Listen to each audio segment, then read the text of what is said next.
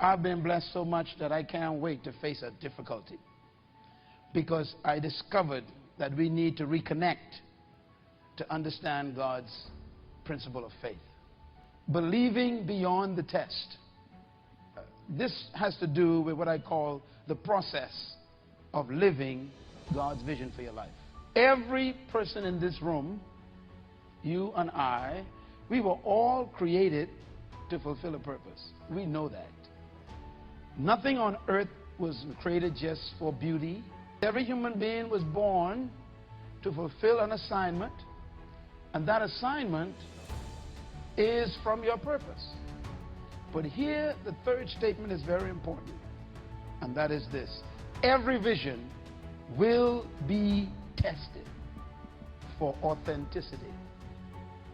That means no one in this room or watching this TV program, no one listening to this CD or watching this DVD is exempt from test.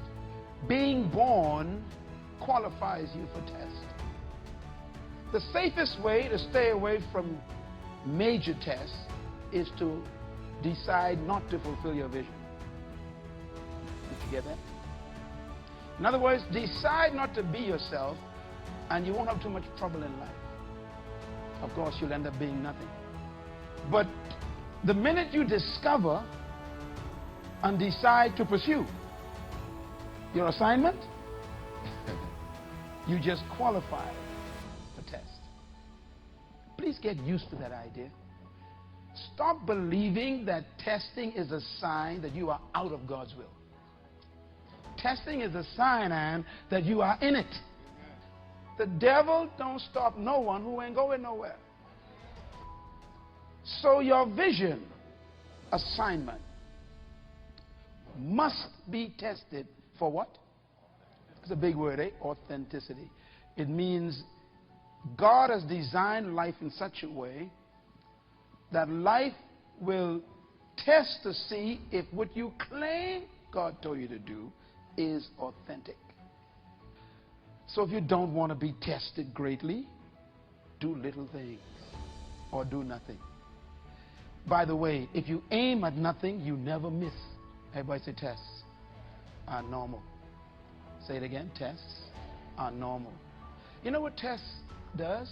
They remind you you are living. You are alive. Only dead people are not tested. As long as you are breathing, you will be tested. And the exams never finish in life. Write this down, point number 4. The test is not to destroy you, but to prove you. Tests are not sent to destroy. They are sent to prove. You will never know who you really are until you are tested. God doesn't send tests, or should I say allow tests in your life because he wants to destroy your life. He allows tests so that you yourself could discover what you are made out of. Whether you truly do have the belief in your own assignment. We were talking about life. And one of the things I try to emphasize to you is you must allow God to be God. Don't try to be God. You will definitely kill yourself. What do I mean by that? Well, here's what I mean. There are things only God can do. So know your limit and back off. Number 2, there are things only God knows. So some things you don't know, and be honest with people. Number 3, there are things only God understands. You don't comprehend everything that's happening in your life or that has happened in life. You must know when to back off and say, you know, God, I really don't understand this.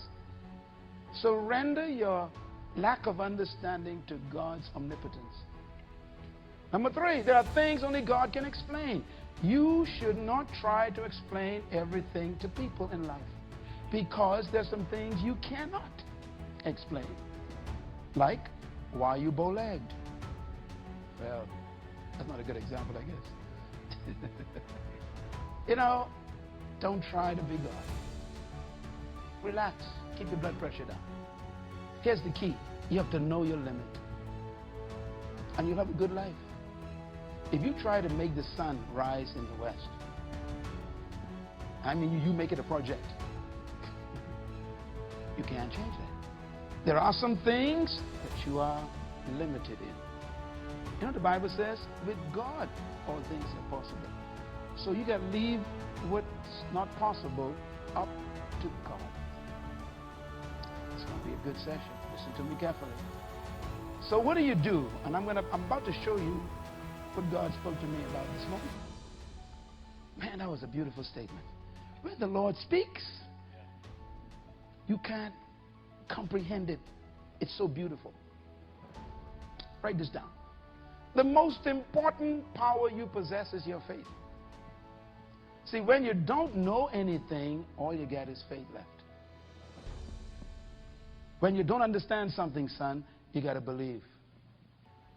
Number two, faith is your belief and conviction that creates your confidence.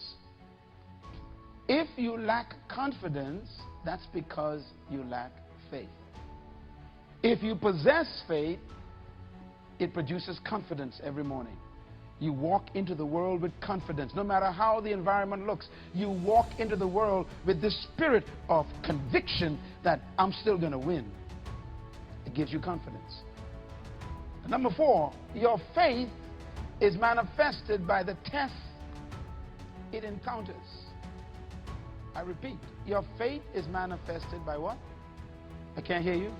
The test it encounters.